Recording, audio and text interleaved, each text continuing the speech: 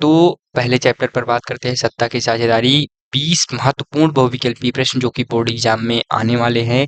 तो इन अध्यायों को, इन चैप्टर्स को अच्छे से आप जो है देख लीजिए मेरे भाई। इसी के साथ स्टार्ट करते हैं। पहला जो है सवाल है सत्ता की साझेदारी का अर्थ। मैं हमेशा से ही आपको बताते आया हूँ, पहले मैं चैप्टर का अर्थ बताता हूँ या डेफिनेशन बताता हूँ, उसके बाद आगे चैप्टर्स पर चलता हूँ, ठीक है। तो सत्ता की साझेदारी का अर्थ: ए सत्ता का केंद्रीकरण, बी सत्ता का विकेंद्रीकरण, सी सत्ता का विभाजन और बांटना, डी सत्ता का प्रयोग केवल केंद्र द्वारा। तो ए बी सी अथवा बी विकल्प, ए बी सी अथवा डी विकल्प में से कौन सा विकल्प सही होगा, आप जल्द से जल्द बताएं मेरे भाई। तो इसका जो है आपके लिए इसका सी विकल्प सही हो जाएगा, सत्ता का विभाजन और बांटना। सत्ता की साझेदारी, साझेदारी क्या मतलब आप जानते ही हो, शेयरिंग, तो यानी विभाजन, ठीक है, या बांटना, ठीक है। उसके बाद दूसरे सवाल पर आते हैं। सत्ता की साझेदारी की अवधारणा किस देश से सबसे पहले प्रारंभ हुई: भारत, बेल्जियम, श्रीलंका या अमेरिका। सत्ता की साझेदारी की अवधारणा किस देश से प्रारंभ हुई? तो मेरे भाई सत्ता की साझेदारी बेल्जियम से स्टार्ट हुई, ठीक है, बेल्जियम। और उसके बाद तीसरे प्रश्न पर आते हैं। बेल्जियम में दो प्रमुख समुदाय कौन से हैं: डच भाषी और फ्रेंच भाषी, तमिल और सिंहली। तमिल और सिंहली आपको पता है किस देश में है। हिंदी और अंग्रेजी आपको पता है, स्पेनिश और पुर्तगाली पता है। तो मेरे भाई डच भाषी और फ्रेंच भाषी, ये विकल्प इसका सही हो जाएगा। बेल्जियम में तमिल और सिंहली ये आपका जो है श्रीलंका के लिए है, ठीक है। इस चैप्टर में दो मुख्य देश हैं, पहला बेल्जियम है और दूसरा श्रीलंका। मेरे भाई इन्हीं दो देशों पर ये चैप्टर समझ लो कि निर्भर करता है, ठीक है। इन दो देशों के बारे में ही जानना है इस चैप्टर में। ज़्यादातर 90% केसेस में इन दो देशों के ही बारे में बताया गया है, 10% में और बाकी के देश या बाकी की जानकारियाँ दी गई हैं, ठीक है। तो बेल्जियम में डच भाषी जनसंख्या का प्रतिशत कितना है, आपको ये पता होना चाहिए। तो डच भाषी क्या है, 60% है, यानी डच भाषी क्या है, बाहुल्य है, ठीक है। उसके बाद बेल्जियम की राजधानी ब्रुसेल्स में फ्रेंच भाषी जनसंख्या कितनी है, यानी फ्रेंच बोलने वालों की जनसंख्या कितनी है: 60%, 40%, 80% या 70%। तो मेरे भाई कितने परसेंट है, 80%। यानी जो उसकी राजधानी ब्रुसेल्स है, ये आपको पता होना चाहिए, बेल्जियम की राजधानी क्या है, ब्रुसेल्स। और उसमें जो है फ्रेंच बोलने वालों की संख्या कितनी है, 80%, ठीक है। 80% लोग क्या बोलते हैं, फ्रेंच, ठीक है। उसके बाद छठे प्रश्न पर आते हैं। उसके पहले मैं आपको फिर से आज बता देता हूँ मार्क बूस्टर सीरीज के बारे में। अगर अभी तक आपने उसे ज्वाइन नहीं किया है तो ज्वाइन कर लीजिए, क्योंकि वो टोटली फ्री ऑफ कॉस्ट है और उसमें बहुत सारी चीज़ें होंगी। ओवरऑल मैं आपको बता देता हूँ, अगर आप उसको ज्वाइन करते हैं तो आपके 10 से 15% अंक आराम से बूस्ट होंगे, ठीक है मेरे भाई। तो उसको जल्द से जल्द ज्वाइन कर लीजिए। छठे प्रश्न पर आते हैं। बेल्जियम ने सत्ता की साझेदारी के लिए कौन सी व्यवस्था अपनाई: तानाशाही, सामंतवादी शासन, संघीय शासन या राजतंत्र। बेल्जियम ने सत्ता की साझेदारी के लिए कौन सी व्यवस्था, तो मेरे भाई संघीय शासन की व्यवस्था अपनाई, ठीक है।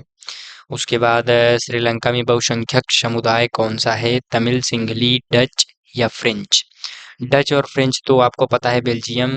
तमिल तो तमिलनाडु यानी अपने इंडिया में ज़्यादा से ज़्यादा बोला जाता है, जैसे तमिलनाडु वगैरह क्षेत्र में। तो आपका बी ऑप्शन सही हो जाएगा, सिंघली, ठीक है।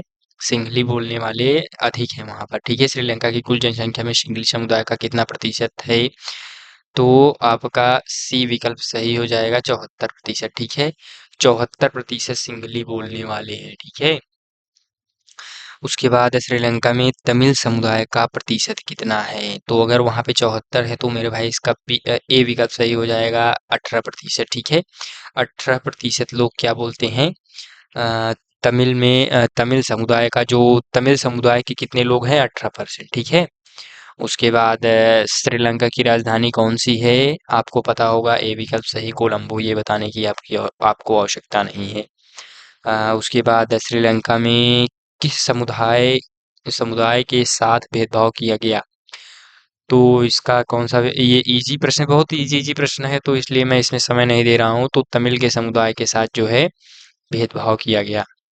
श्रीलंका में किस वर्ष नया संविधान लागू किया गया जिसने सिंहली को एकमात्र राजभाषा बनाया: 1948, 1956, 1965, 1972। जल्दी से बताइए मेरे भाई। ये सवाल थोड़ा सा टफ है, तो इसमें मैं आपको समय दे रहा हूँ। तो किस वर्ष? तो 1956 में, ठीक है। 13वें प्रश्न पर आते हैं। श्रीलंका में तमिलों द्वारा बनाया गया संगठन कौन सा था? डीएमके, एलटीटीई, आईएनसी, टीयूएलएफ। तो इनमें से जो है संगठन कौन सा था? तो एलटीटीई, ठीक है, ये था एल डबल टी ई।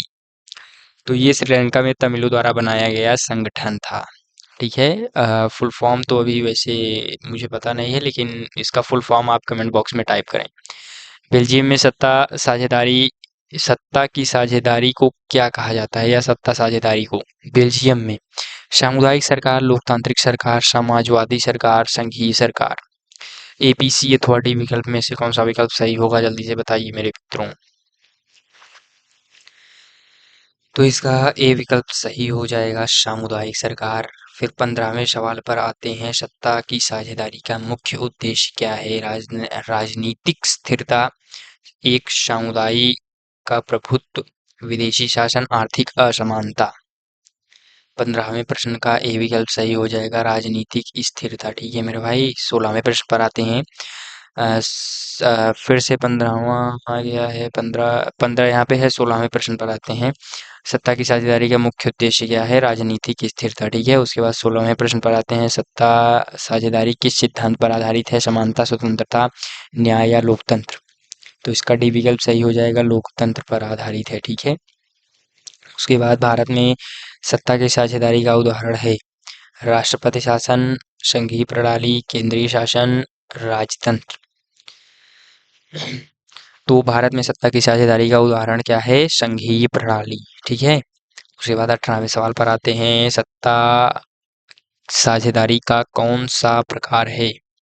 क्षैतिज, ऊर्ध्वाधर, सामुदायिक, उपरोक्त सभी। तो इसका मेरे भाई डी विकल्प सही हो जाएगा, उपरोक्त सभी। सत्ता साझेदारी का कौन सा प्रकार है?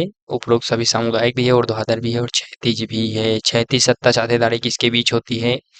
केंद्र और राज्य, विधायिका, कार्यपालिका और न्यायपालिका, जनता और सरकार, पंचायत और नगर पालिका। सोच समझ करके इसका जवाब दीजिए, ये महत्वपूर्ण प्रश्न है।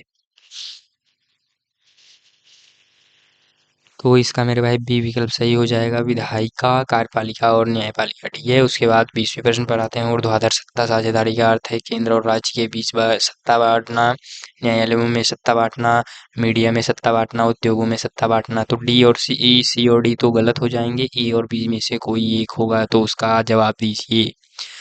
तो इसमें मेरे भाई ए विकल्प सही हो जाएगा, केंद्र और राज्य के बीच सत्ता बांटना क्या कहलाता है? ऊर्ध्वाधर सत्ता साझेदारी कहलाता है, या ऊर्ध्वाधर सत्ता साझेदारी का अर्थ, ठीक है।